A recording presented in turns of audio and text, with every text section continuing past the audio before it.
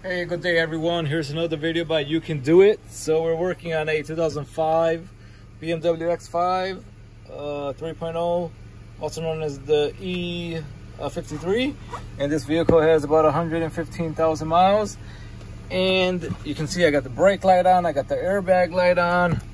I want to show you my horn doesn't work, none of the controls on the steering wheel work. My windshield wiper stock doesn't work.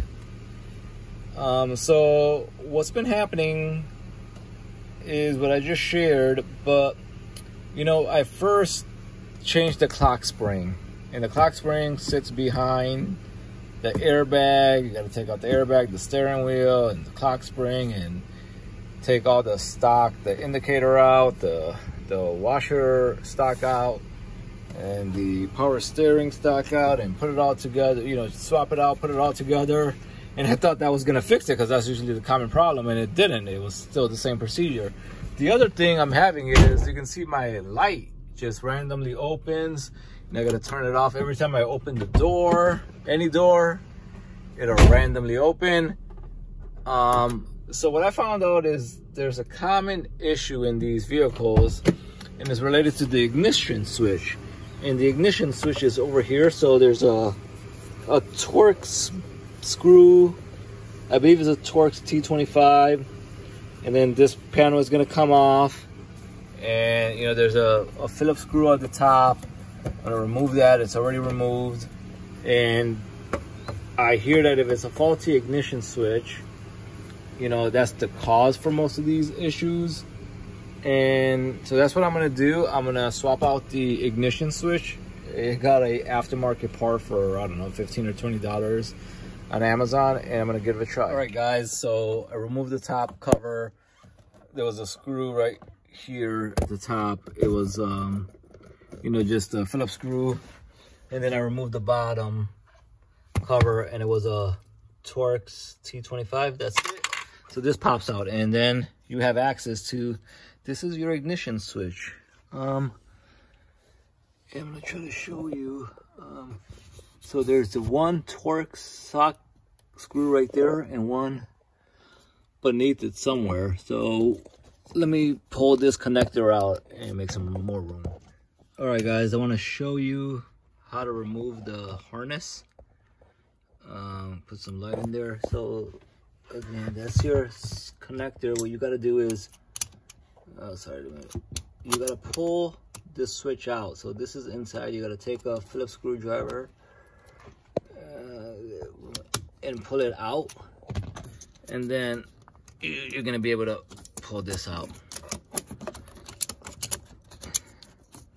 And you see how that goes back in there, and it comes out. That's what you got to pull in. All right, I'm just gonna pull this up. So that's the connector.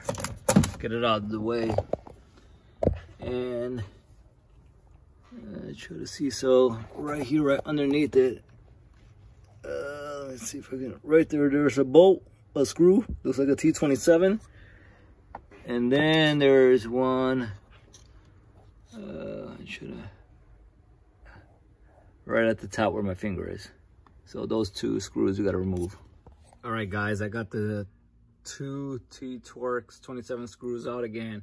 One was here and one was here, and there's the two screws. And then what you can do is, those screws basically hold this bracket. You move this bracket back out of the way. And then the last step is underneath. You're gonna see a screw right there, a Phillips, and one right behind it. And you can see there's some, you know, pink material on the screw. Basically, that's Loctite, and which indicates this is OEM and it's never been replaced. So you're gonna have to take a pick and remove the Loctite, and then just get a a flathead screwdriver, take it out, and then this part is gonna slide right out. All right, guys, I loosened those two screws, and then this just came out. And you can see the screws are still there. I didn't remove them all the way. So this mechanism is what is apparently flawed. I don't know what exactly about it is flawed, but I'm gonna put on the new one. Let me get my new part. All right, guys, so this is the new part. It looks like the pins and connectors are all the same. It's just not OEM, it's aftermarket. Give it a try. And then I'm just gonna put it on the connector just to see if it works first. All right, guys, for testing purposes, what I did is I stuck the new ignition switch in there and I put the connector on, not all the way, and that's the old switch right there. And what I'm gonna do is I'm gonna start the car, so hopefully, let's see what happens.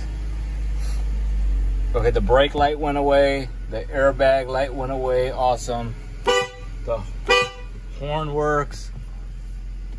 And oh my goodness, the wipers work. The dome light is no longer on. Let me see if I open the door. That's what was happening, is the door light would pop on. Yeah, that's fixed. So, wow, amazing. And this 4x4 light, there's nothing wrong with the 4x4. It was the steering angle sensor. And that's the old one right there. This is how it looks. Basically, we also changed this, and that's why I have this bottom part open, and the steering angle sensor sits right up there. So you gotta take off remove back the steering column shaft, and it's quite the pain in the ass. And you gotta remove this cover. That's why I already had it removed.